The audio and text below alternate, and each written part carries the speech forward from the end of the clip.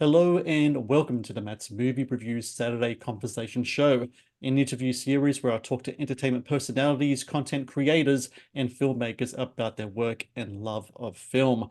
Today's guest is Sean Tajipour, entertainment journalist, celebrity interviewer, and the founder of Nerdtropolis, the pop culture website that has grown in popularity since 2019.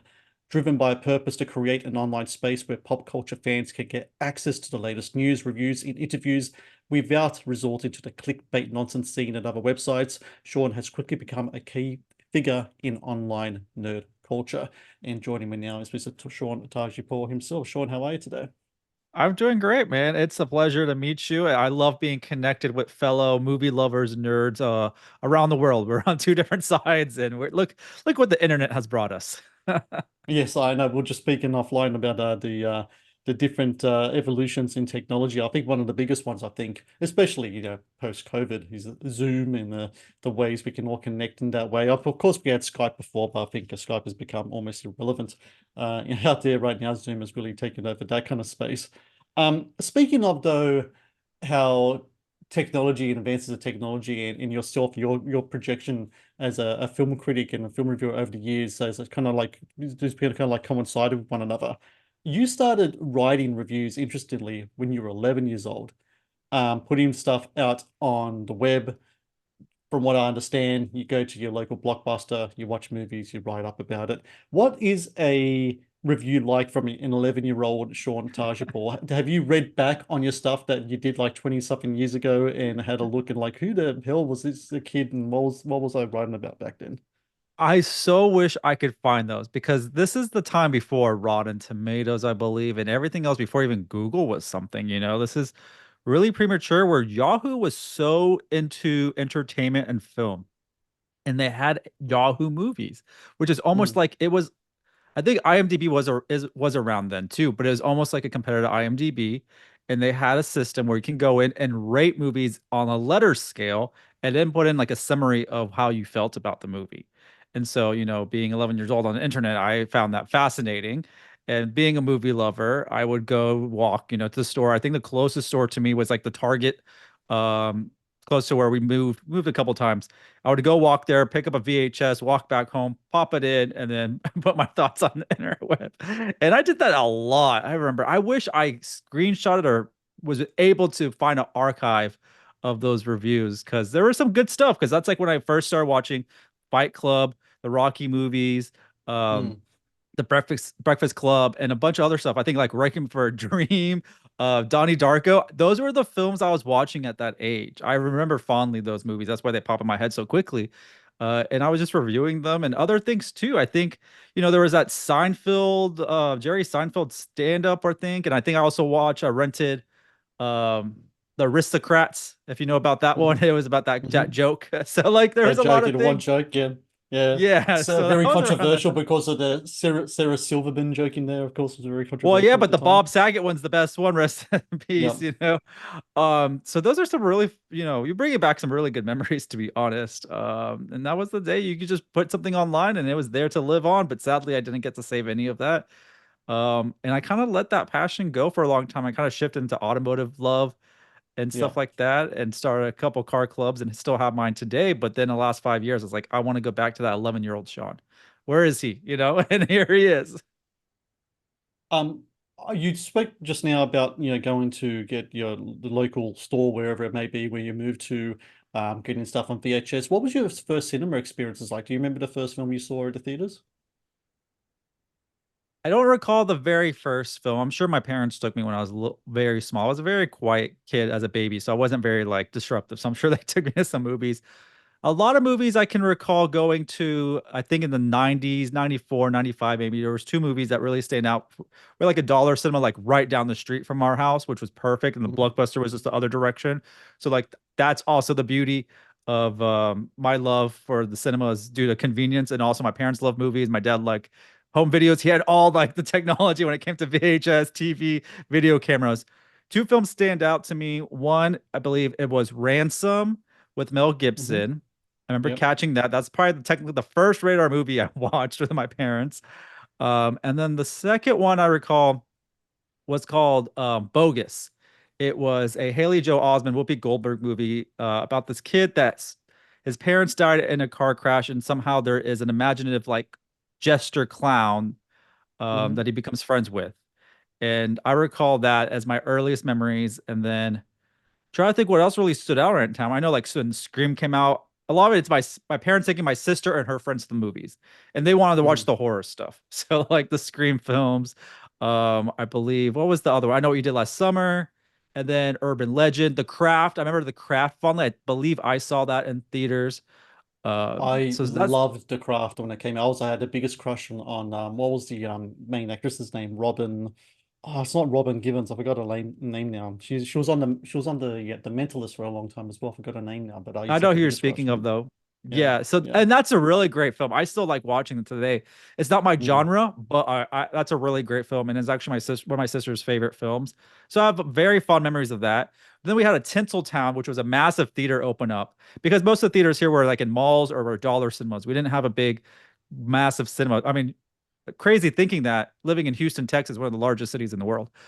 mm. But I remember fond memories of watching like Titanic with my parents over there when that opened up, and Godzilla when that came out with Matthew Broderick. So those are some of the fondest memories really early on, probably closer to 10. I don't know what years those came out.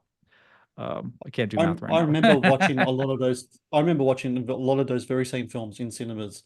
My first cinema experiences were earlier than that. I think the first film I saw, my older brother. It goes back and forth. I sometimes I think it might be Short Circuit, or it might have Mm. been Crocodile Dundee. Two was one or the other. But my older brother used to take us to order movies. It's really interesting because my kids are now big into the Teenage Mutant Ninja Turtles. Oh yeah. Um, and they rewatched recently the 1990 movie, and I said to him, I was like, I watched that in the movies when I was a kid. My brother took me, so I remember seeing like all these kind of classic, and I still have really fond memories of what the cinema was like when I was younger because it was an event. You don't like now. I feel very spoiled with it because I get invited to screenings and such, and I get it going for free. But back then, it was like you go into the movies, it was a thing. It was like just such a magical kind of experience. And I'm just curious, like when you were younger and you went to the movies like that, clearly it's had an effect on you because so many years later in 2019, you decided to get back into doing reviews and everything else. Um, when you wanted to get back into doing reviews and you start Nerdtropolis, what do you think had the biggest impact on you more than anything else? Is it what was happening on the online space? Did you want it, was it really a thing that you wanted to combat the kind of like the click and bait stuff, which is still very prevalent today, unfortunately, with a lot of places? Or was it just the kind of the memories and the inspiration of you being like a young kid, 11 years old, writing reviews, watching these movies, which was the ultimate motivator for you to get back into this space again? I think just seeing the clickbait nonsense when it came to the fandom of like Marvel and DC and the superhero genre, because a lot of maybe Mm, to be honest, a lot of fake news was coming out in the early with the casting and rumors, and then just like all these fandom sites early on, very early on. Now that's much better than it used to be, to be honest. I think so, but they were just putting just false stuff because no one was checking their stuff. No one was yeah. checking what they were putting out, and you still have that a little bit today, but now it's easier to fact check. But there are some groups and some websites I would visit, which I was really a part of and love the community part of it, but then I was like, why are people believing what this person's saying? Why is this an article? What is going on? And then when there was an article of facts, you have to read 10 pages before you can get the actual like what's going on. Yeah. That's really the main aspect of why I started because it started as a Facebook page, Nerdtropolis, because it was easy. Like, Mm, right here's a photo or something, and here's the information, and here's the headline, here's the facts. You don't have to click on anything. But even if you go to our website, they're not extensive articles and stuff like that. We're not trying to do fluff pieces or anything like that or waste people's time. We want to put great content, easy to get information, and so forth. But also, I wanted to see how people are watching like advanced screenings. I think the when I mm, started learning about advanced screenings, I was like, that's awesome. Like, I would love to watch a movie early, and then maybe that gives me a little leg up on putting a review out too. I'll try that out. So I'd go stay in those lines. You get those tickets online, and you stay in the line with all the moviegoers, and hopefully get a good seat. And from that point, I was just putting content out just for fun. The Facebook page started growing like crazy, it was building and building, and I was like, maybe it's time for a website. So that's mm, really where the next evolution of Nerdtropolis came was on the website side. And yeah, things were just growing, and then people saw my stuff, and then slowly and slowly I was being considered a critic or a film reviewer or part of the press or media because I had a big following at that time. Hmm. When it comes to the word nerd in the Nerdtropolis, what does the word nerd mean to you? Because it can bring a lot of connotations. Before, when I was growing up, like in the 80s, early 90s, was seen as a very kind of negative kind of thing to be an into nerd and such. And I think after post-tech boom, your Steve Jobs, all those kind of guys, like that's when it kind of flipped and it kind of like, and then people kind of embraced the tag more than anything else. But what does that mean to you specifically, the word nerd, especially when it comes to Nerdtropolis? So to me, it's like being authentic to yourself. That's how I see being a nerd. Be authentic to yourself, fanning out and engaging on just wanting to know more about things and also being part of in a community. That's how I kind of see nerd. I don't see it as a specific like look or attitude or anything like that, but you just want to someone that's curious and or someone that's passionate about what they love. It could be Hmm. anything. You can be nerd out about anything. So it's just something you love and you're passionate about. You're a nerd. Could be cooking, could be vehicles, could be movies, could be comic books, anything, crafts, gardening. So just having a passion for something, I think makes you a nerd. You mentioned the word there, community. I think it's incredibly vital to create a community, create a base to have. It's not so much about a fellowship, but a fellowship. To have other people with you that are like-minded and be able to give them, access to content that some people wouldn't have. I take a lot of pride in myself in making sure I can share reactions after screenings if I can, reviews as fast as I can, podcast interviews, etc. Especially about films they might not have heard of. Like I like to delve into the indie space and such. It's really fascinating just how many films there are these days. It's kind of incredible how many getting made. But what I find really important with your work is that not only with what you've done with Nerdtropolis, because the Facebook page grew very fast, you say before, with the community. You go up to now like 86,000 followers on Facebook, which is an incredible number. But even before that, when you mentioned before, be a bit going into like the automotive kind of industry with West Houston Muscle, you having like auto shows. You got a car club. I think you got like 3,000 or 4,000 members in that as well. You know what it is to tap into that vein and get people on board with what you're passionate about because people are sharing the same passions. But what is the keys to that? What are the opening steps to establishing a community and keeping a community alive and thriving and growing? What kind of advice can you give in regards to that? Yeah, and you nailed it. Like I utilized the car club, what I learned building the car club to what I did with Nerdtropolis. I used the same kind of mindset and same mission behind it. And that's just having an open door policy and being open to all types of people. Like we don't really care what you drive, what your background is. You just need to have a love and a passion for that hobby. Being an enthusiast, really. That's once you have like kind of an open arm policy and very, family friendly for one. Yeah. I strive to everything I do being family friendly, and also being friendly in general, you know, and just having an open policy. All types of people from all walks of life can be part of a community. You don't have to be a clone of each other to be part of the community of liking something. Individuality is very important as well. So just having just an open door policy. Whoever wants to join, come join, hang out with us. Come as you go, leave as you go. And just come nerd out on whatever you want to nerd out on. We want to learn about the person. Yeah. That's what we love about, yeah, and making friendships. And it's about friendships at the end of the day, and building a family that's a big family, an extended family that's massive. I think a lot of people what they kind of miss out on is that I think sometimes people put on an alternate personality for the online sphere, which is like separate from them. And I think just being your genuine self, like you need to treat people like when it comes to myself, when I talk to people in my Facebook or YouTube, what have you, it's just me. It's just who I am. It's not like a avatar of me or what have you. And I treat it like if I had like 20 people over at my house, I'm going to be exactly the same there in that situation in the physical space as I am in the online space. So like a lot of it comes down to authenticity, right? Right. No, I absolutely agree. I don't know what a second voice is. It's every time you like, sometimes you even tell yourself, maybe I should be a certain way, but it's hard to tap into that because it's not authentic to yourself. A lot of people Yeah. do it and it's a craft. It's pretty impressive. But for me, it was always difficult to try to be something I wasn't or try to put on an act, I guess. And I guess that's also why I've done so well and strived and people realize how authentic I am. I don't shy away from if I'm excited about something. Definitely in a lot of my interviews, I fan out. I tell them straight up. And I think that's Yeah. just really important. Be true to yourself. Please support Matt's movie reviews on Patreon. Get access to exclusive content, request movie reviews and top 10 lists, and help support my work. Please click on the Patreon link in the description below. I want to move on to a game I like to call Choose Between Two. So, Sean, what this game is that I'm going to give you two choices. You're going to choose one of them and you're going to expand on your choice on there. And I try to make it so it's kind of like built around your tastes and what you like and such. Are you ready to play? All right, let's go. So, we're going to start off with a uh, blockbuster filmmakers going up against each other.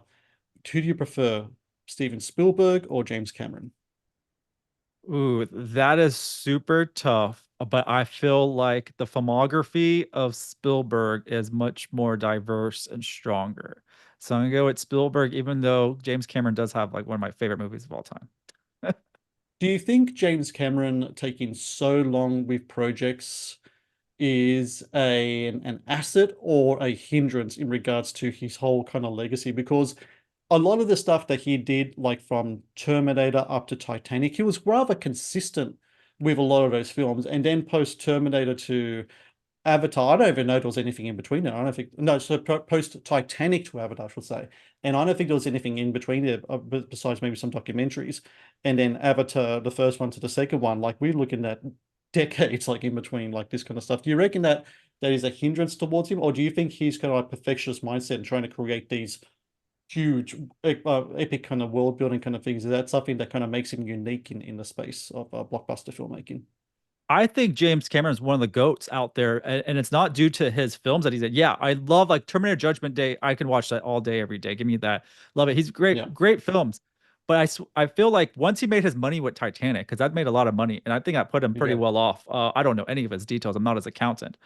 I think he utilized a lot of that money into research and seeing what the future of the film industry would become. He's invented a lot of stuff and has made a lot of cool things accessible to filmmakers and has really propelled that industry with technology and ideas forward. And I think that's his place in the industry now is just creating really cool stuff and pushing things. I mean, Avatar in 3D was amazing. We didn't see yeah. anything that was so authentic. And then some people have tried it, was gimmicky and stuff like that, but he really showed how you can make a 3D film amazing. And so going forward, I think we're just seeing with the mocap stuff, he's just really pushing the technology and finding ways. Like he's kind of like the Elon Musk, I feel like, of the movies, is what he Yeah, is. it's a really good comparison. I like that. So talking about, I know you love cars, and I'm sure you watch a lot of films that are to do with cars, car chases, etc. So two of the most infamous car chases in cinema, you got Bullet, with Steve McQueen, and then you got The French Connection, Gene Hackman. Of those two car chases, where it usually comes down to like one or two on a list, maybe Ronin can be thrown in there too. But of Bullet and French Connection, which of those two did you prefer as a car chase on cinema? I gotta go straight for Bullet just because of that Mustang. It's so iconic. Mm, It is, it is and I got to see that car in person, and I have a picture nice. with it. It's really cool. Uh, just Steve McQueen in general is really iconic in the car, the Bullet, and like Ford has made Bullet Mustangs, right? And that green and stuff like that. I have to go with that one. It's just so iconic, and it's still a test of time right now that they're still making like Yeah. Bullet Mustang variations. It's such a great scene too. Bullet's one of my favorite Steve McQueen movies. And the interesting thing about that scene is like there's no music soundtrack to that scene. It's actually just the sound of the cars themselves. That's the That's soundtrack. music to my Um, ears. yeah, which I think is kind of unique for like late 1960s movies. Usually they just have like music plastered everywhere in those films. Interesting. Okay, next one. You're watching the film. Do you prefer CGI effects or practical effects? Ooh, it depends. But to be honest, I appreciate practical as much as possible. Uh, Hmm. it can't be done with everything, but a lot of stuff in practical, I love it. I have to go with practical, and Burton has showed that. Tim Burton, a lot of stuff he prefers practical, and even though some of it's not as great, it's creative and it's fun and it adds a little bit more flair to the storytelling. And on top of that, if you can pull off a lot of the action scenes practical, it's even just as more badass, to be honest. I think so too. Yeah, especially like if you're looking at like movies like in the 70s and 80s, kind of action scenes, horror kind of stuff as well. I mean, I like think Mad a lot of Max, it's yeah, yeah, yeah, like Fury Road, just all that they're that a lot of that yeah. stuff. I know they're CGI, but a lot of the practical stuff is really impressive for that stuff as well. Yeah, even going further with the Mad Max stuff, like I still think the second movie, Road Warrior, has the speaking of chase scenes, the last 30 minutes of that film is just one extended chase scene, and it's just that's just all practical stuff as well. It's just still fantastic to watch.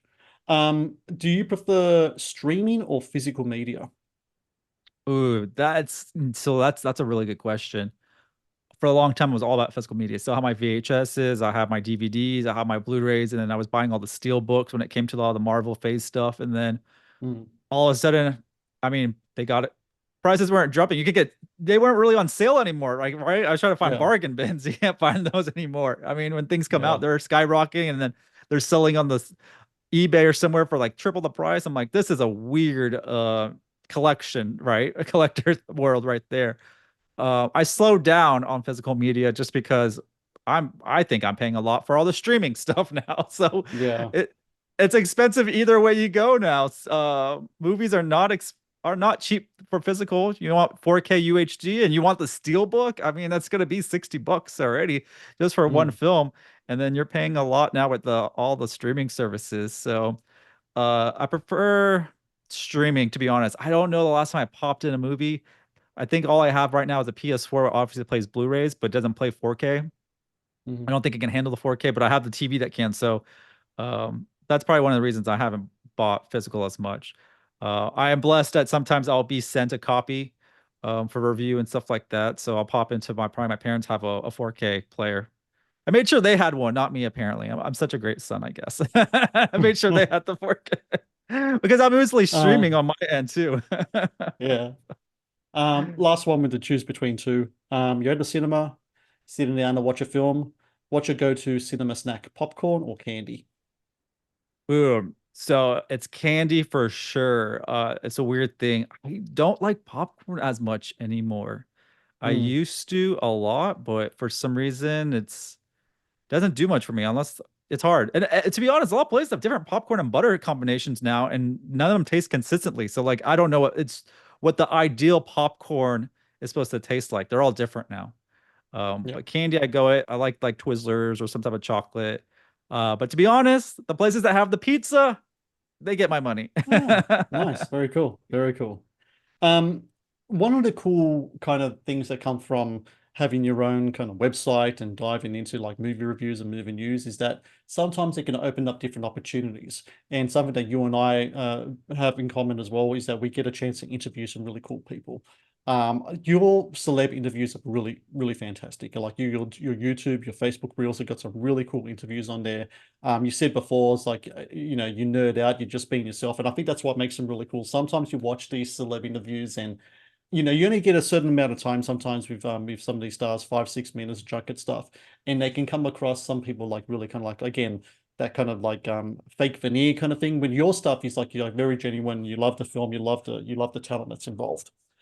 When it came to that kind of part of um the job. What was it like at first for you when you were kind of diving into doing celeb interviews? Do you remember the first one that you did, and what was and how did you find yourself kind of like changing the way that you approach celeb interviews? Because I remember the first time I did mine, and maybe for a whole year, it was very kind of like, I don't know, academic, analytical. I thought I had to be a certain way and present myself in a certain way, how I my tone and everything. And then over the years, especially the last few years, like I think I've been doing some of the best interviews I've done with my podcast because I'm just opening up and just what I'm saying, I want a conversation. I'm trying to have a conversation, even if you have like 5 minutes or someone. I'm just trying to make it like something interesting questions, but like just a nice back and forth between someone. What was it like for you when you first started celeb interviews, and how did you find yourself kind of changing, if you had to change at all, your own kind of approach to it all? Yeah, I do remember my very first one, which was a surprise. It was with Carlos Alazraqui, who's the voice of Rocco from Rocco's Modern Life, and is also known for being in Reno 911. He was the first one, and Okay. I had a great conversation with him. Um, uh, Public speaking and stuff like that, especially with my car shows, I do a lot of emceeing and stuff. So like that's not a problem with me. To my surprise, because growing up, I wasn't like I was kind of shy, semi-shy. Um, But in class, I'd always read out loud. My teacher would call me to read the text out loud for, Hmm. the class. And so I was comfortable with that. But I mean, even to this day, 150 plus interviews later, 5 years later, I still get nervous. I'm not gonna lie. I still get nervous. I still get jitters, anxiety, but I try to use it to my benefit. It's hard to sometimes even hide it. My second interview was not even like a video interview. It was like a round table for an audio only. And I got to ask Tom Hanks a question, which is really cool. So that was like Hmm. technically my second interview. I was like, this is moving pretty quick. I'm getting Tom Hanks. And then like in person junkets, I've done a few, but man, you just gotta keep practicing and doing the opportunities. Take any opportunity you can get, big or small, because you gotta get comfortable to it. It's really Yeah. tough, and especially if there's like 2 months that go by, especially when I was starting out, that I wasn't getting anything, and I wasn't trying to. I was just really grateful for anything. I was like, I need more just so I can practice because I can tell I'm not great at this. And then it's still gonna take time. I don't feel like I'm great at it still. Because you gotta just keep practicing. And we're not like professional players that practice every day for the game and stuff like that. A lot of us do this. It Mm. only feels like a hobby at some point. And so you don't spend too much time on it or do it too much. So I always appreciate any type of interview I get so I can practice. And that's why I've been doing so many. And I think the one thing I was trying to figure out is, you have the 5 minutes or the 10 minutes or the 15 minutes. You got to figure out in your head your flow and just know how much time has passed or trying to get, or just know how many questions it usually takes.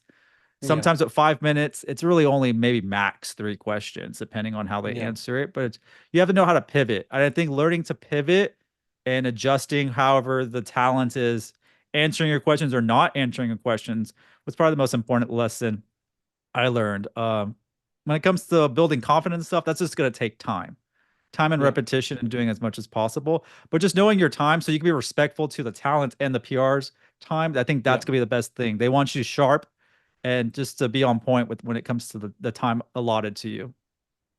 I usually find a little trick that I've done, well, a couple of tricks that I've done. Number one, if I can watch a bunch of interviews with the subject and try to get to understand like how it is they like to approach stuff, because I find that kind of very kind of vital because then it kind of gives me an idea. Oh, I might could get another question in. They do their answers kind of short, or it's like, oh, I might only get two questions. Might make them really good. Might make them really good. And the other kind of lesson I've learned is that I try to think of an additional two or three questions just in case. I do have to pivot and things come really, because sometimes, especially with the junket stuff, it's really hard to try to be original because you have a small amount of time and I try to ask a question here and then. And sometimes I might have been the fifth, sixth person to ask that question, even though I think I'm the first.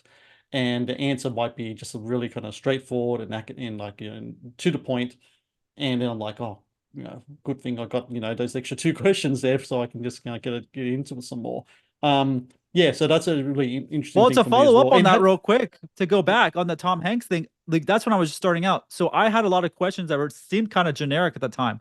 And we're doing the round table and all my questions were being asked. I was like, oh, this sucks. What am I mm, supposed to do? And so I'm like typing something and coming up with something. And then I did have a question and I was very shocked and everyone else was shocked. My question got a big reaction from Tom Hanks.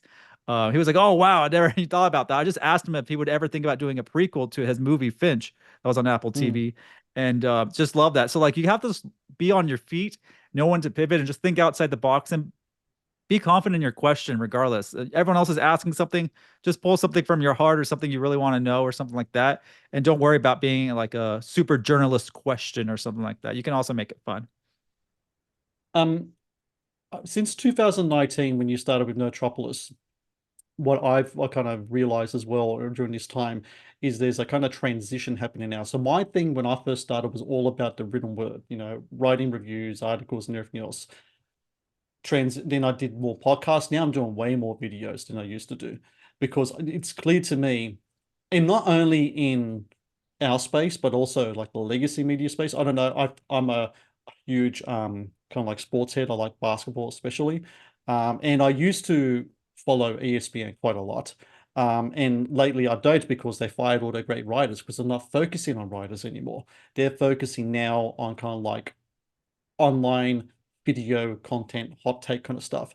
Have you noticed that kind of transition as well, moving more towards video now? And if it is video that where more people are getting into more than ever before, and this is something that I struggle with, what do you think is really essential to be really successful with the nerd pop culture space in regards to video? Do you think short is better, or do you think more long content is better? Because I find I'm straddling both worlds right now.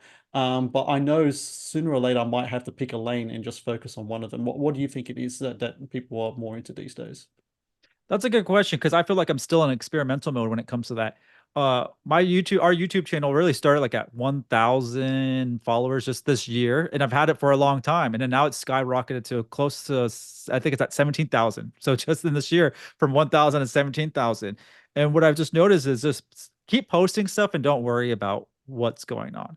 One will hit, two will hit, they'll become not viral, but we'll get a good reaction to and stuff like that. People need to find you, and it's going to take a while, especially us being the small media out there, being the fans that we are, and not being backed by anyone big. We're solo out there pretty much. Mm, Um, yeah.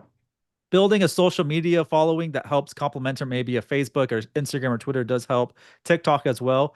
But pick what you want to focus on, one or two, right? YouTube and something else, to help supplement that or get some promotions for that. And when it comes to short form and long form, it's hard. Reels are doing really well. Mm, I've noticed like the 5 minute junket style stuff reach really well, even though it's made for television technically, but it doesn't really, it's not really made for YouTube. Depending on who your subject is, the 10, 12, 15 minute ones are could be good. I've yeah. had some that are really great.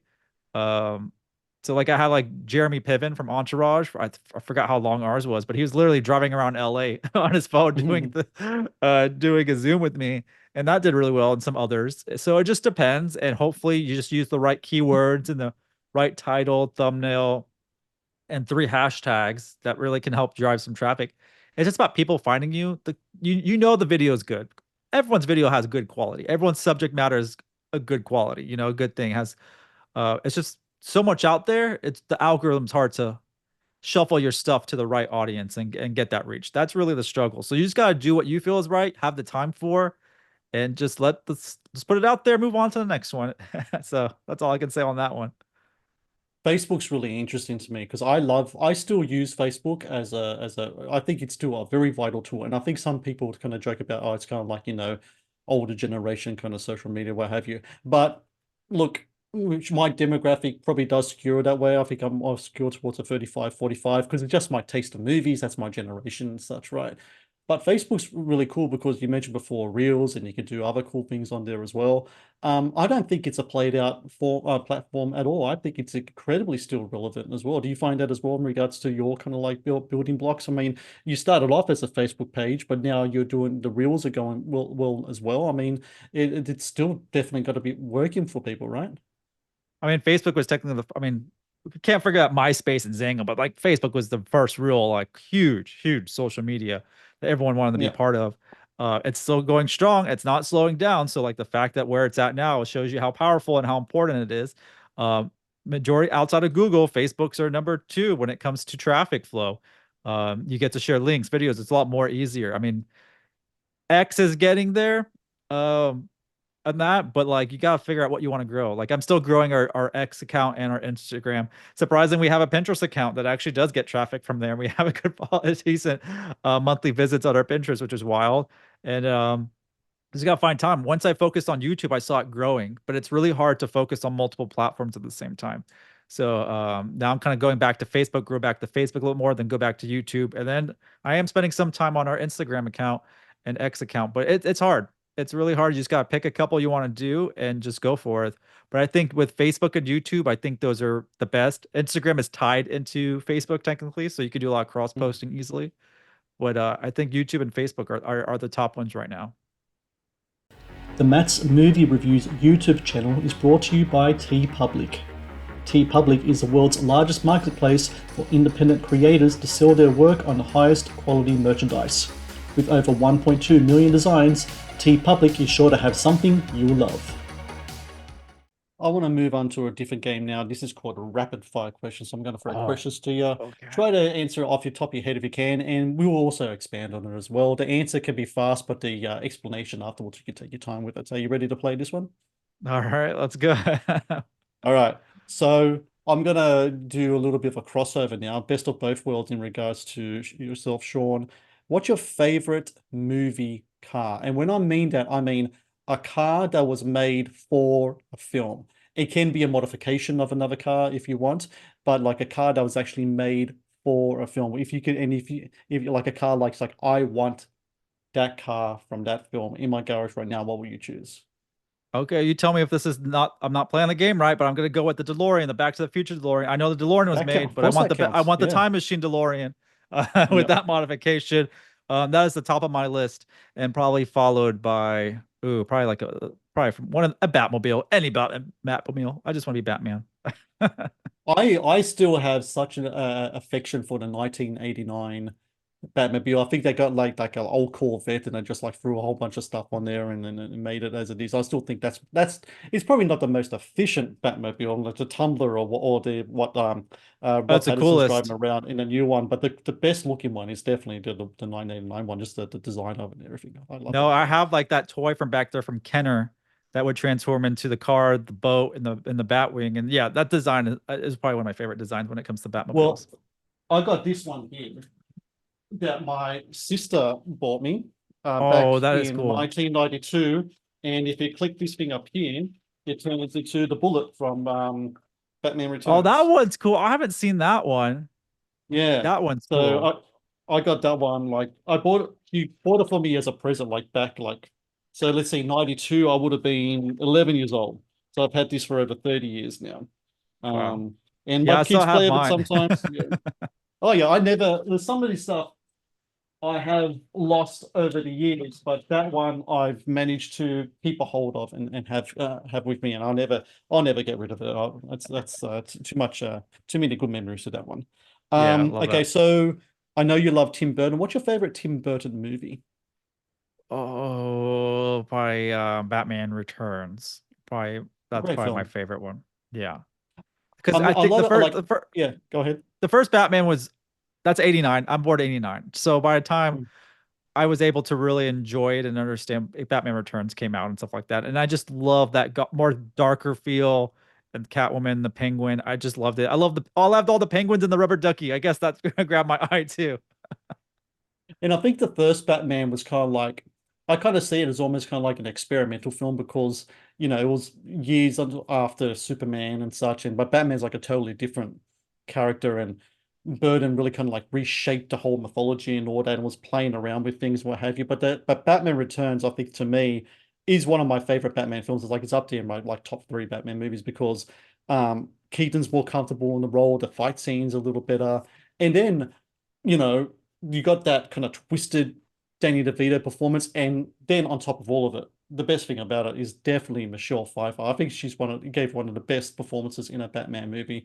And she's just incredible on that. If the Academy ever had any balls, and they never do, she should have been nominated for actress for that role because she's just fantastic. I love Batman Returns, such a great movie. Yeah, no, I'm with you on that. What a film that was. And I just wish everyone was still around like back then no one left to just leave the franchise and we had I mean I loved all the other ones but still it would be nice to see some Yeah, consistency when it came to Batman. absolutely. Um, what is it? Who is a celebrity you have not interviewed yet, but you really, really want to interview? Do you have a bucket list of people?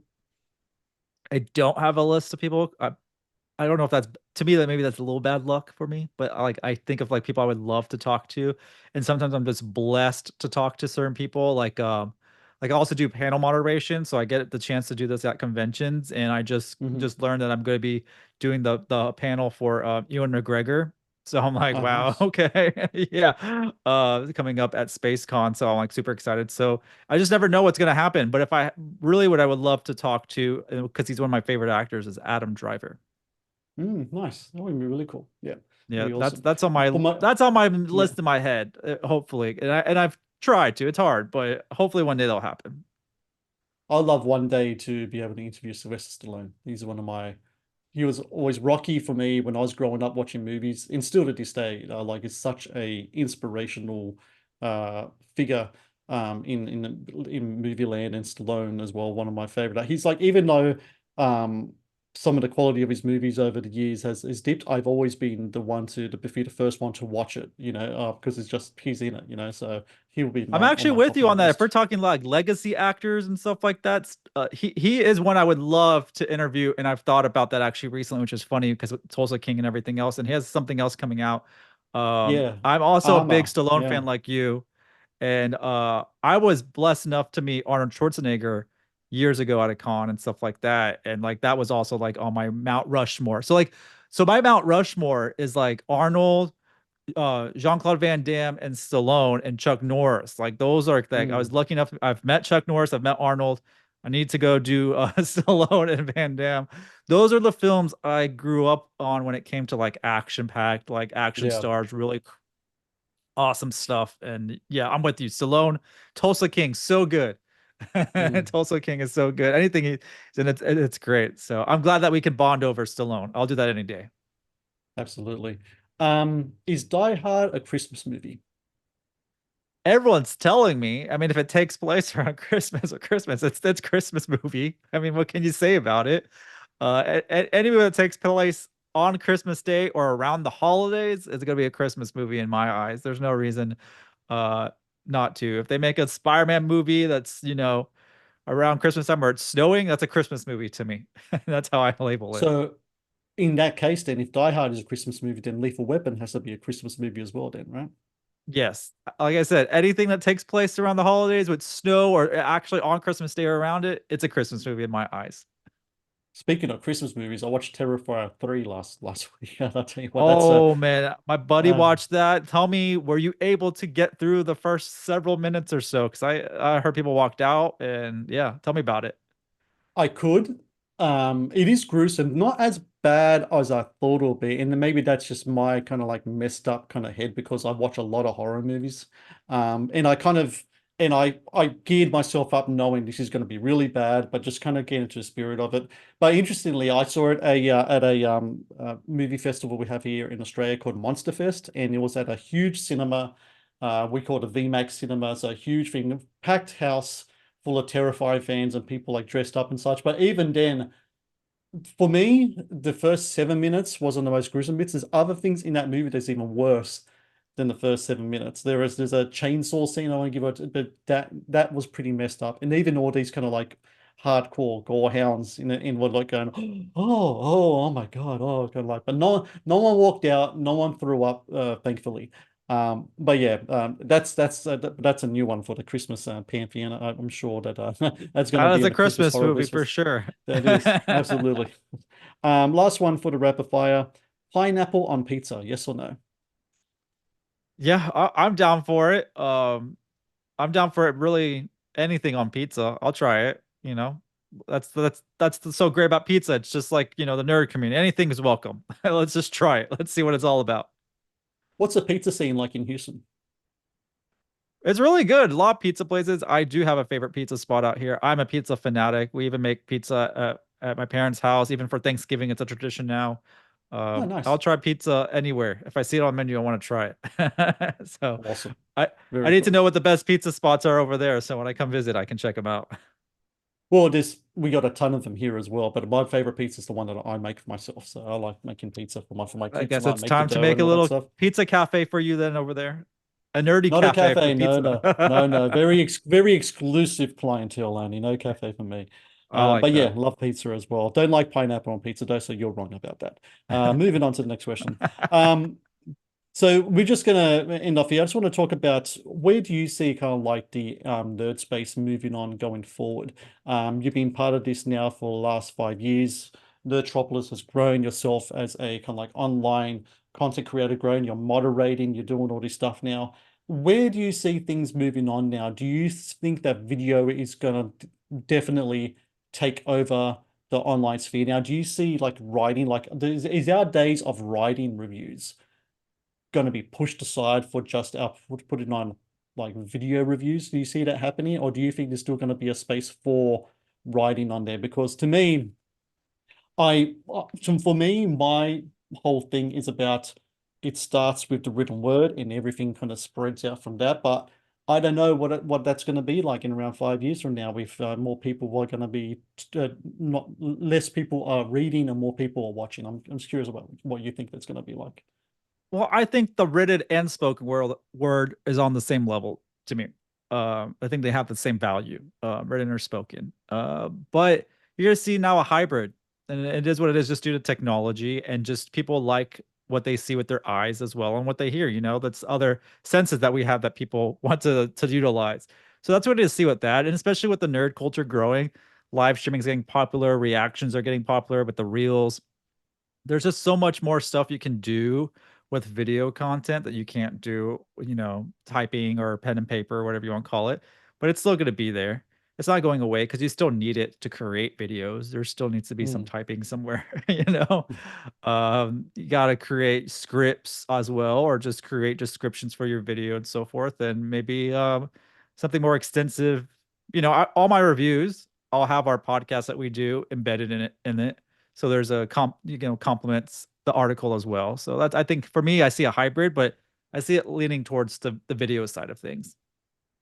I think in what I'm hoping would happen in the future is that I foresee that with the rise of AI in a kind of like that very kind of it's in the word itself, but a kind of artificial tone of some articles that are out there, the stuff that you initially wanted to fight against and such, and I think will become even worse with the advent of AI. I don't know if you've been looking in the industry as a whole, a lot of websites are laying off writers, journalists, workers now. Even big names in the sports field, like Zach Lowe. I don't know if you know this. Zach Lowe from ESPN was like fired only like a week ago. Um, I like to think that the smaller content creators like myself, or guys, the bigger guys like you, but the ones that have the authentic voice, I like to think that people are going to latch onto more than that as kind of like the artificial stuff becomes more prominent. Because if people think that the kind of like fluff piece stuff is bad, now or has been bad, I think there's a genuine concern that needs to be that a lot of these companies and employers of these big time online publishers are going to go down a road where they're really going to make a segment of nerd culture or pop culture enthusiasts really looking for an authentic voice. And I think I'm hoping anyway that a lot of that can be found in us indie guys, because I think it's important that the indie guys because I think I don't know about you, but I'm striving to make sure people go to the cinema, they watch indie films, and we cover the big things as well. But I think it's really important that we have a that our voice stands out. And I think our voice will become much needed in the future. That's what I think anyway. Yeah, I think like legacy media, it's a difficult business, and especially a business that depends on so much funding and so much money, advertisers and so forth, and the economy everywhere is all over the place. So like I think that's what that is, especially with we have COVID and the strikes and stuff like that. So that industry affected, and hopefully this is short term, but also see this as a helpful pivot on where this industry is going to be moving forward towards, and changing things, especially a lot more independent outlets hopefully come out of it, because that's really what we need. So those voices can be heard, and authentic voices, and they all have personalities. Like we want all the personalities to shine, and that's really hard with legacy media because it's very cookie cutter over there. Very much so. But Nerdtropolis is there to combat all that, has been for the last 5 years. For everyone listening, if you haven't yet, go to nerdtropolis.com. Check out the latest kind of like reviews and podcasts and celebrity interviews, all that stuff. I think it's really great what you're doing, Sean, with your work with Nerdtropolis, and just keep fighting the good fight, man. I think you're doing a really great job. I'm going to have all links to your socials and to the website in the show notes for this episode.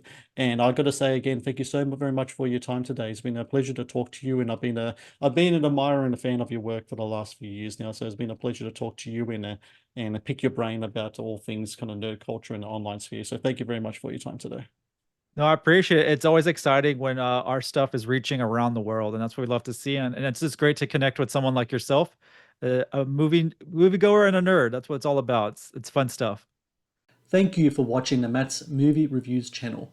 Please subscribe for more reviews, podcast interviews, and exclusive content.